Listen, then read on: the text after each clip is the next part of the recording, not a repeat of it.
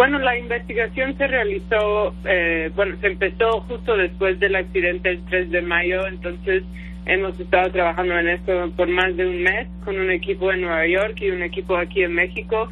Y sí, efectivamente consultamos con ingenieros expertos que estaban todos de acuerdo que por las fotos del sitio del colapso parece haber sido un fallo grave en los pernos, que probablemente se debe a una soldadura deficiente muy débil, y esos pernos son claves para la solidez de esa estructura. Este asunto al que te refieres ya había sido incluso mencionado por el periódico Milenio Diario, en un reportaje que se filtró a través de los medios, firmado por José Antonio Belmont desde el día 25 de mayo. Y ahí recuerdo muy bien, recuerdo de memoria, porque me impactó, respecto a que la hipótesis que mejor explica el colapso es justamente por estas fallas que eran cruciales en los elementos que dan solidez a la estructura. No me acuerdo el reportaje específico al cual refieres. Si fue en la portada de Milenio, yo creo que se hablaba de una soldadura deficiente, pero en otra parte. No sé si se hablaba de los pernos. Ahora, la investigación es producto de una filtración desde el gobierno de la Ciudad de México, ¿crees tú? ¿La investigación nuestra? Sí, la investigación de ustedes, porque mucho se ha dicho al respecto.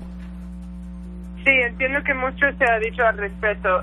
Lo que yo le puedo comentar, no hablamos de nuestras fuentes en el New York Times, obviamente, ni exactamente cómo realizamos cada paso del reportaje, pero le puedo asegurar que el reportaje se llevó a cabo por meses. Decidió José Antonio, pues tiene algo que ver con el tema de haber trabajado en la Ciudad de las Ideas. Una vez que tenemos las órdenes de aprehensión, entonces podemos hacer lo necesario para cumplimentar las mismas dentro de la misma ciudad. La policía de investigación arroja información para decirnos, él está fuera del país. Entonces hacemos una alerta migratoria y hacemos una solicitud a Interpol de una ficha roja. La solicitud de ficha roja de Interpol nos da la información de que esta persona se encuentra en el extranjero y de manera concreta le ubican en Israel, aunado a que por ahí en redes sociales circularon varios videos de personas que lo están entrevistando y dando con él en este país.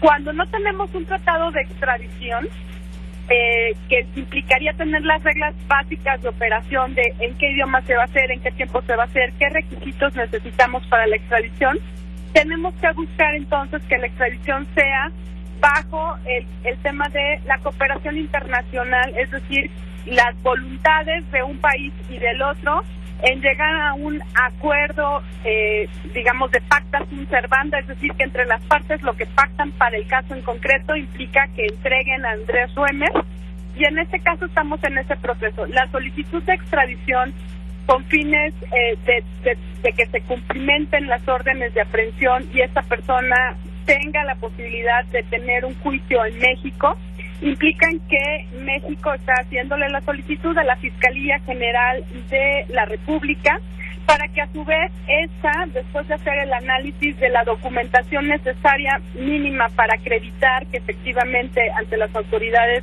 de Israel podemos nosotros acudir, se realizará el trámite vía diplomática. Creo que sí, me llama la atención dos cosas de este comunicado. Una, que en esta consulta él sí se incluye como participante. Sí, nos lo dijo aquí porque no hay una él no es parte interesada según él. Sí, sí, en cambio ya en la sesión formal de la Suprema Corte él se dijo que sería. Nos lo dijo en este sentido, que no se me olvide, lo dijo porque lo que vamos a discutir es la constitucionalidad o no de este precepto. Ahora, si se declara constitucional, entonces ya no intervengo, me excuso porque soy parte interesada, claro. Así es, pero es el contraste, ¿no?, entre un tipo de consulta, el que está convocando, y ya lo que sería la sesión formal de la Corte en su caso. Y también me llama la atención el hecho de que aquí pregunta él, y es algo de lo que ellos van a resolver, si para echar atrás este transitorio se requeriría una mayoría calificada de 8 de los 11 ministros, o quizá podría ser menos, a lo mejor una mayoría absoluta solamente. Cuatro ministros, ¿no? Sí, 5. Sí, 5 frente a 6, ¿no? 6 tienen razón, sí, porque son 11. Son 11. Me llama la atención precisamente porque, en principio, la inconstitucionalidad se marca con una mayoría calificada, como todos sabemos. Aquí podrían modificar a lo mejor el criterio, se vale o eso es lo que ellos van a determinar, si se vale o no, y en su caso, si proceden a reducirlo a una mayoría absoluta. Sería interesante ver eso también, porque me parece que es algo no muy frecuente que ocurra, ¿no?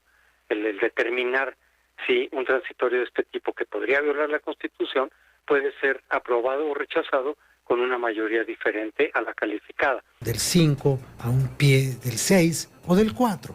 De todos modos, no le queda el zapato al pie. No sabía yo que era necesaria la clarividencia de una investigación periodística para leer el periódico mexicano. Todos los periódicos han publicado, y todos los que nos dedicamos a analizar la vida en la Ciudad de México, hemos publicado que las cosas se hicieron tan mal en la línea 12, la línea que iba a llevar el dorado del bicentenario de la independencia nacional a cumbres verdaderamente de gloria, como para saber que el constructor de la obra salió huyendo del país. Eso es un hecho. Y no necesitamos que nos expliquen el desastre de la operación cotidiana del metro, sobre todo a quienes lo usamos. Bueno, lo usábamos. Yo hace mucho que no lo uso porque salgo poco por todo esto que ha pasado, pero yo he sido toda mi vida un usuario cotidiano del metro. Y la operación del metro es un desastre. Las estaciones se caen a pedazos. En la estación de Villa de Cortés, en Nativitas, se cayeron las escaleras. Y las escaleras de la estación Hidalgo dejan de funcionar una semana así y otra también, porque la gente las usa como retretes y como urinarios. Entonces, la operación del metro no funciona.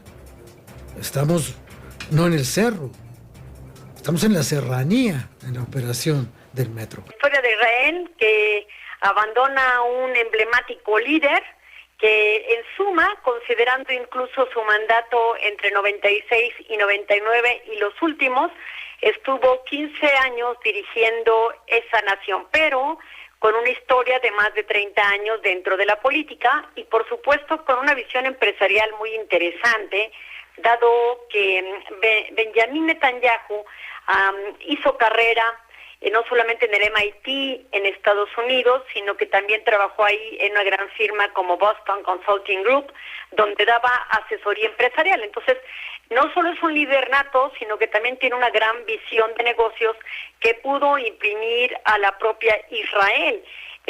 Construyó grandes aliados, pero también construyó grandes enemigos. Y al final, bueno, pues se hace una coalición interesantísima de 8 partidos que le dan el soporte precisamente a Naftali Bennett, este ultraderechista. Algunos quieren verlo como de izquierda, pero es un poco, vamos a decirlo, del centro. Y para algunos incluso el propio Benjamín Netanyahu, cuando se retira y todo el mundo cree que va a abandonar el parlamento israelí por no haber quedado él, no, asume el palco de la posición del Likud, el partido al que representa, y desde ahí vaticina que será una estrepitosa caída para Naftali Bennett, quien tiene este soporte de 8 partidos, pero con alfileres, ¿no? Porque algunos piensan, sobre todo el partido Likud de Benjamín Netanyahu, que seguramente no habrá consensos y que difícilmente prosperarán las ideas de Naftali Bennett. El propio Netanyahu dice que se debe tener un perfil de alguien que pueda ser duro y capaz de decirle no incluso a los Estados Unidos.